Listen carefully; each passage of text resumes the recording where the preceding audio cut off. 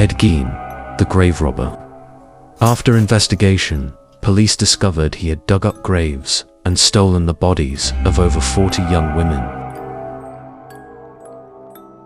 An unfortunate childhood is a sad reality for innocent children.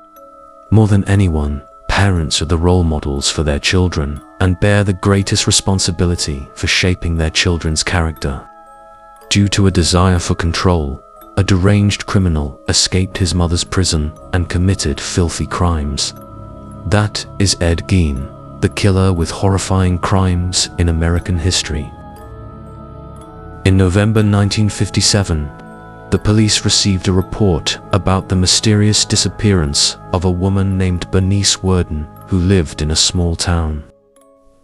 Mrs. Worden ran a local grocery store, and her disappearance quickly drew the attention of the entire community. When her son, Frank, returned from a hunting trip, he stopped by his mother's store but could not find her. Worried, Frank inquired with nearby stores and learned that his mother's store had closed earlier than usual, an unusual occurrence. Feeling that something was wrong, Frank reported the matter to the local police. As a deputy sheriff in the area, he also participated in the investigation. A police team was sent to the scene at Mrs. Worden's grocery store. There, the police found signs of a violent attack and possibly a kidnapping. Bullet marks appeared on the wall, and strange blood trails extended from inside the store to the back door, making the situation more serious.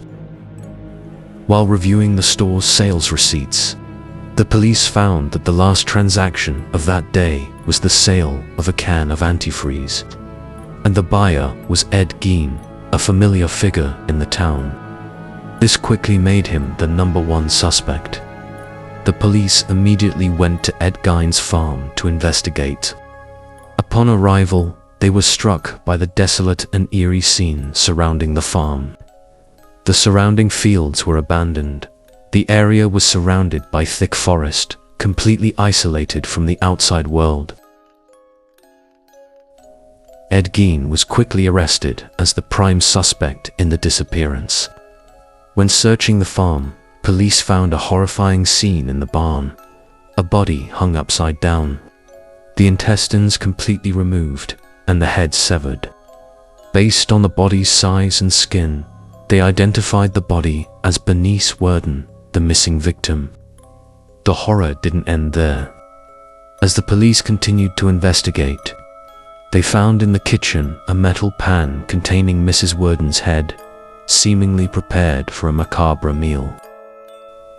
The house was filled with insects and a foul smell, creating an unforgettable, haunting scene. Note: the following content may cause psychological impact. Please consider before viewing. After the investigation, the police discovered that Ed Gein, one of the most brutal criminals in American history, had committed a series of gruesome acts. He had dug up and stolen the bodies of more than 40 young women. These bodies were not only stolen but also used for his sick and twisted acts. Gein sawed off the heads of his victims and used them as bowls, while he stuffed the faces of the victims to hang as decorations. Under his bed, police found a box filled with human noses, while another box contained female genitalia. He even made a belt out of human skin and turned human legs into terrifying leggings. More shockingly, Gein used a woman's body to create a full-body disguise. He wore this outfit, complete with a human skin mask, and danced during full moon nights. The police also found furniture in his house made from human skin. Gein admitted that he used human heads for decoration, inspired by a book he had read. Inside the refrigerator, police found human organs packed in plastic bags, including the head of Mary Hogan, who had been missing since 1954.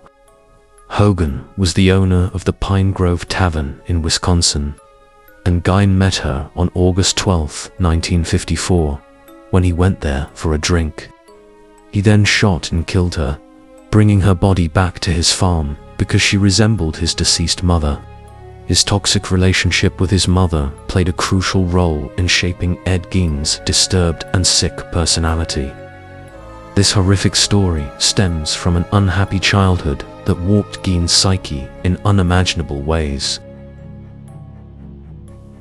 Ed Gein's full name was Edward Theodore Gein, born on August 27, 1906. He lived on an isolated farm near the town of Plainfield, Wisconsin, USA. Gein had an alcoholic and violent father. His mother grew up in a strict and deeply religious family. She was also a religious fanatic. Ed Gein was the youngest child, and he had an older brother, Henry. Following their mother's advice, both were forbidden to talk to anyone, especially girls and unmarried couples, and they had to pray before meals. Every day, Ed Gein's mother read the Bible to him, but the only thing they prayed for was for God to take his father away as soon as possible. Their wish came true when, though somewhat late, his father died in 1940 when Gein was 33. His mother bought an isolated farm with the intention of separating the family as far from society as possible. Every day after school, Gein's mother would splash water on his face, believing that spring water would cleanse her son's sins. The boy secretly brought books home to read, but if his mother discovered them, she would confiscate them. Once, Gein's mother caught him playing with other children. She lectured him that friends would lead him to sin, and that she was the only one who truly cared for him, forcing him to live in her fanaticism. After her husband died, she was truly happy, believing he had been freed from the devils of alcoholism and violence. Henry, however, maintained secret relationships with others outside, while Gein was completely isolated by his mother. Horrifyingly, his mother seduced him, and they slept together. Henry was shocked when he discovered this, and threatened to report it to the authorities. On June 5, 1944, the farm mysteriously caught fire at midnight. The next day, Henry's body was found in a field, but was not burned. The case was not thoroughly investigated and quickly became a forgotten mystery. Not long after, Ed Gein's mother suddenly died of a stroke. Living under the control of a sick, dominating mother had a deep impact on Gein's distorted psychology. After her death, he became lonely, as his mother had been his entire world. Ed Gein began to fill his emptiness by reading books, especially horror novels and stories about killing and cannibalism. He read every gruesome article he could find about World War II. Once, he tried to summon his mother's spirit, but she never appeared. The people of Plainfield saw him as a poor fool and gave him the job of a gatekeeper at a store in town. Things took a darker turn when Ed Gein read a story about a nobleman's club from the previous century that collaborated to dig up young girls' graves and abuse their bodies. From that point onward, he became sick and depraved. He began digging up the bodies of young girls from the cemetery and brought them home, skinning them to keep them with him. When the bodies began to decompose, he discarded them carelessly behind the farm. And so, the number of victims grew, turning Ed Gein into one of the most depraved criminals in American history. On August 11, 1997, Ed Gein's horrific crimes were finally exposed, causing a massive shock in American media and public opinion at the time. The police found in his house the bodies of many missing young girls, including a victim who was only 15 years old. Gein's cruelty surpassed all moral boundaries, but astonishingly, he never admitted the exact number of victims and completely denied all the crimes he committed. Despite the clear evidence directly linking Gein to the murders, he escaped the death penalty. The reason was that medical experts determined that Gein suffered from schizophrenia, caused by his tragic and dark past.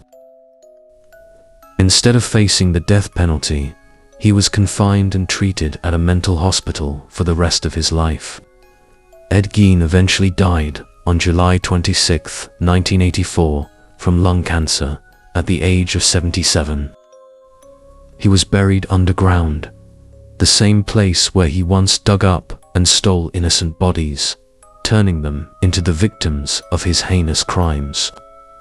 The story of Ed Gein sparked intense debates about exempting the death penalty for cruel criminals who suffer from mental illness.